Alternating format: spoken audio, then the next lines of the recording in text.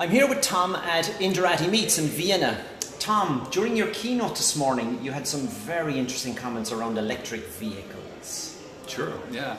A lot of people don't realize just how big a change they're going to be and how fast that change is going to happen. So China passed a law in just earlier this year. They changed the law, actually. The law was passed last year. They updated it this year to say if you're a vehicle manufacturer and you want to sell cars in China, then by 2019, 10% of your vehicles need to be what they call new energy vehicles, in other words, electric vehicles. 10% of their production? Yeah. So 10% need to be by 2019. By 2020, it has to be 12%. And going up to 2025, it needs to be 20% of sales. So not just production, but actual sales by 2025.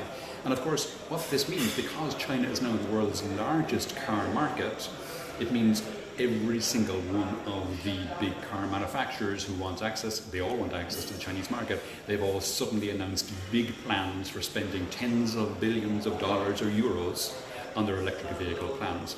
Volkswagen has announced 48 billion just to secure the supply chain for batteries. 48 billion? 48 billion to secure the supply chain for batteries. And Honda and GM have come together to secure their supply chain for batteries. So all the manufacturers you're going to see huge changes in the next 2 to 3 years. Particularly in the next 12 to 24 months, you're going to see a slew of electric vehicle models being launched by all the major manufacturers. Plus you have all the Chinese manufacturers that are currently trying to keep up with the demand inside China, Correct. But they're going to start exporting. Exactly. BYD is one of the big ones. And last year in China, they sold 530,000 fully electric vehicles. 530,000. 530,000. And that was up, obviously, in previous years. If you look at the graphs, it goes up every year. This year, sales so far this year are eclipsing that altogether. By the end of April, they were well over 200,000 already sold.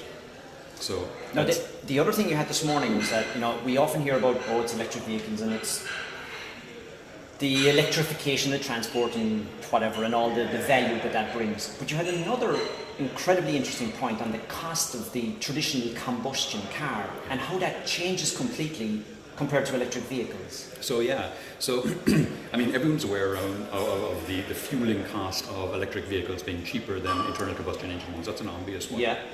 But the price of the batteries going into the electric vehicles is coming down. It's come down 80% since 2010. So in 2010 it was $1,000 per kilowatt hour of battery. By the start of 2017 it was down to 200, from 1,000 to 200, and it's going down and down and down. And Tesla have already said that by the end of this year they expect to get to $100 per kilowatt hour. And when it gets to $100, and that's for Tesla, other manufacturers will have different suppliers, and they'll come in at different times. But they'll be all competing. So we're coming in now at 2018, 2019, 2020, we're hitting $100 per kilowatt hour, and that's the figure. When it hits 100, that's the figure where they start to compete nose to nose with internal combustion engine vehicles for price. So suddenly when they hit the same price for upfront sticker cost, you get all kinds of other factors then leading to the decision process about purchasing. So there are myths around the batteries that go into the EVs, but the actual data shows that those batteries live forever. The Tesla batteries have, at the end of 250,000 kilometers driven, they still have 91% of their capacity. So they just keep on going. It doesn't fall off a cliff. No. And 250,000 kilometers. About 180,000 miles.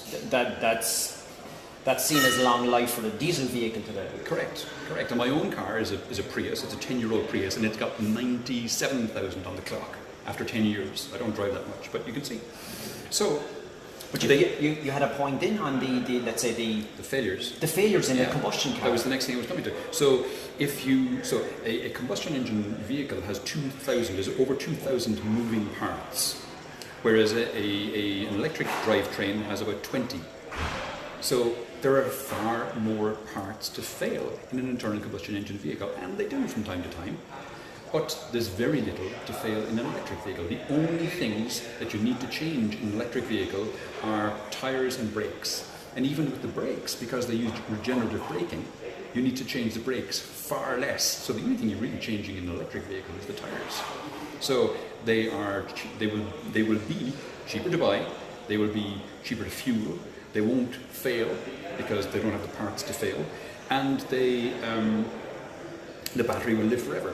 So they'll have a much longer life expectancy than an internal combustion engine vehicle. So in the early 2020s, 2021, 2022, 2023, the market is going to flip, because why would you buy an internal combustion engine vehicle? The entire, in fact, ROI life cycle model changes. Even today, if you're thinking about buying a vehicle, would you buy an internal combustion engine vehicle thinking that in 5 years' time it will have zero resale value?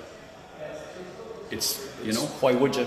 Why would you? So electric vehicles are the future, internal combustion engine vehicles are gone.